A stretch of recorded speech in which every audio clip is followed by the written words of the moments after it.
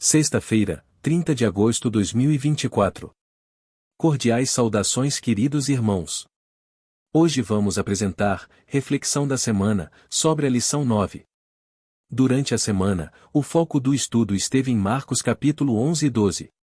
Os textos-chave foi Marcos 11 versículos 15 e 17, e Marcos 12 versículo 7. O estudo desta semana considera alguns incidentes significativos da vida de Jesus que ocorreram em Jerusalém, mais especificamente no que diz respeito ao templo. E destacou os seguintes pontos essenciais. 1. O anúncio da paixão de Cristo no que se refere à sua morte. 2. A viagem de Jesus à cidade de Jerusalém, apesar da menção de Marcos, no capítulo 10, a sua permanência na região da Judeia. O capítulo 11 descreve a importante entrada de Jesus nessa cidade histórica. 3. A atividade de Jesus em Jerusalém e no templo, o local da maioria dos eventos abordados em Marcos capítulos 11 e 12. De uma forma sintética, durante a semana aprendemos que temos que ter o foco na espiritualidade cristã, e não devemos nos apegar às formalidades mortas como os líderes religiosos eram no tempo que Jesus estava em terra. Estes confiavam nos sacrifícios e ordenanças com um fim em si mesmos, em vez de descansar naquele para quem essas coisas apontavam. Com o propósito de ocupar o lugar daquilo que haviam perdido, os sacerdotes e rabinos multiplicavam exigências criadas por eles, e quanto mais rígidos se tornavam, menos manifestavam o amor de Deus. Mediam sua santidade pelo número de cerimônias, enquanto tinham o coração cheio de orgulho e hipocrisia. Por essa razão, quando Jesus entrou no templo, indignou-se muito e começou a expulsar os que ali vendiam e compravam. Derrubou as mesas dos cambistas e as cadeiras dos que vendiam pombas. Marcos 11, 15. Então, citando as Escrituras, Jesus os denunciou. Não é isso que está escrito? Que a minha casa será chamada casa de oração para todas as nações. Mas vocês fizeram dela um covil de salteadores. Marcos 11, 17. Sem dúvida, Jesus estava indignado por causa da falta de escrúpulos das transações realizadas nos arredores do templo. Os mercadores exigiam preços exorbitantes pelos animais vendidos e dividiam o lucro com os sacerdotes e líderes, que enriqueciam à custa do povo. Por outro lado, o ato de Cristo de amaldiçoar a árvore que seu poder havia criado é um aviso para todas as igrejas e todos os cristãos. Alguns que se consideram excelentes cristãos não compreendem o que significa o serviço a Deus. Seus planos e objetivos são agradar a si mesmos.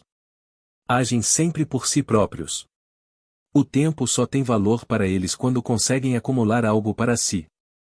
Em todos os negócios da vida, é esse seu objetivo. Não se põem em contato com a humanidade. Aqueles que dessa forma, vivem para si são corno à figueira, cheia de arrogância, mas sem frutos. Honram a lei divina em palavras, mas falham na obediência. Dizem, mas não praticam. Na sentença contra a figueira, Cristo demonstra como é abominável aos seus olhos essa inútil ostentação. Ele diz que o pecador declarado é menos culpado do que aquele que diz servir a Deus, mas não produz fruto para a sua glória. Perguntas para consideração. 1. Como aplicar hoje as lições do relato da purificação do templo realizada por Cristo?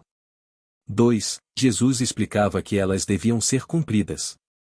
Quão central é a Bíblia para a vida de fé? Por que devemos rejeitar tentativas de diminuir a autoridade das Escrituras e a teoria de que as Escrituras são ideias de pessoas do passado a respeito de Deus? 3. Qual é a linha de separação adequada entre a Igreja e o Estado? Como o ensino de Jesus em Marcos 12, versículo 13 a 17 nos ajuda a compreender essa questão. 4. Busque textos que falem da ressurreição. Por que essa doutrina é tão importante? Aplicação para a vida. Somos chamados a trabalhar para o reino de Deus com humildade. Jesus entrou de modo triunfal em Jerusalém. Ele entrou como um rei humilde, montado em um jumento, indicando que o seu reino seria estabelecido com base na humildade que o levaria à cruz. A figueira representa os líderes que tinham apenas folhas de fé, mas careciam dos frutos.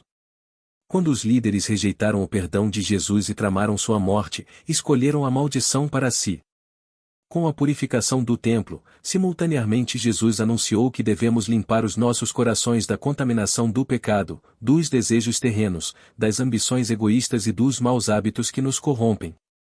Quando perguntaram a Jesus com que autoridade ele fazia aquelas coisas, Jesus disse que responderia se eles respondessem a seguinte pergunta: o batismo de João era do céu ou dos homens? Portanto, não devemos questionar ou duvidar a autoridade de Jesus Cristo. Não devemos maltratar os que fazem a obra de Deus. A parábola da vinha e dos lavradores maus, que arrendaram a terra e não deram os frutos que pertenciam ao proprietário. Pelo contrário, em lugar de honrar com seu compromisso, eles maltrataram e mataram os servos e o filho do dono, deve nos servir de grande exemplo. Pois Jesus termina por dizer que virá e exterminará aqueles lavradores e entregará a vinha a outro. Marcos 12 versículo 9. Não devemos transgredir as leis dos governos, excepto se estas estiverem contra a lei de Deus. Quando questionaram sobre os impostos, Jesus disse que devemos dar a Deus o que é de Deus, e a César o que é de César. Não devemos esperar ter uma vida casal no céu. Sobre este assunto, Jesus mostrou que no céu as pessoas não se casam e nem se darão em casamento. Não devemos duvidar sobre a ressurreição. Jesus disse que Deus não é Deus dos mortos, mas sim de vivos.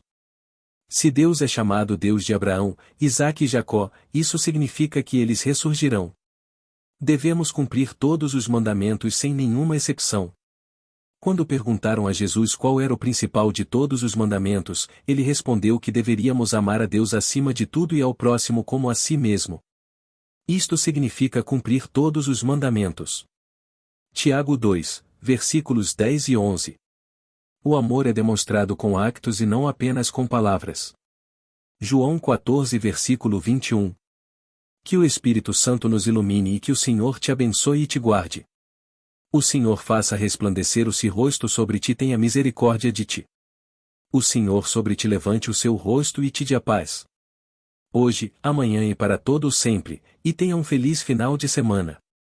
Amém.